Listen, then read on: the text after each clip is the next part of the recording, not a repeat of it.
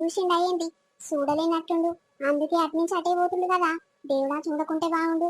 ఆయన పోయేలోపు నేను పోవాలి ఇంటికి, లేకుంటే నన్ను ఎన్ని మాటలు తిట్టాడో. అమ్మయ్య చూడలేదు. ఇప్పుడు ఇంటికి పోయినాక అత్తమ్మకు ఎన్ని మాటలు ఉన్నాయో నా వల్ల.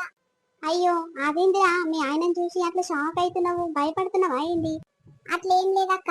ఇక అన్నం గుట్ల తినలేదు, అన్నం ఎవరు పెడతారు, మా అత్తమ్మ ఇంటికాడ ఉందో లేదో అని అదే ఆలోచిస్తున్నా. అట్లేం లేదు. దీని భయము నాకు అర్థమైందే. అందంగా ఉందని ఇక దాని మొగడు బయటికి వెళ్ళనియనట్టుండు. అందుకే ఇది మస్తు బుగులు పడుతుంది మొగని చూసి. అబ్బో ఇది కాకుందమ్మా అందాలు కాదు. ఆడు ఇట్లా దీన్ని చూసుకొని ఏం ఫీల్ అవుతాడు. మొన్న ఇరుకు దావకన గుంట పోతే మొత్తం నిండా సుల్లి కప్పుకొని తీసుకొని పోతుండు. ఓ అమ్మో ఏం కాకుంది అమ్మ అందమైన పిల్లమని ఊరందరూ అనుకుంటురు. ఆడు అట్లోడేమాడు.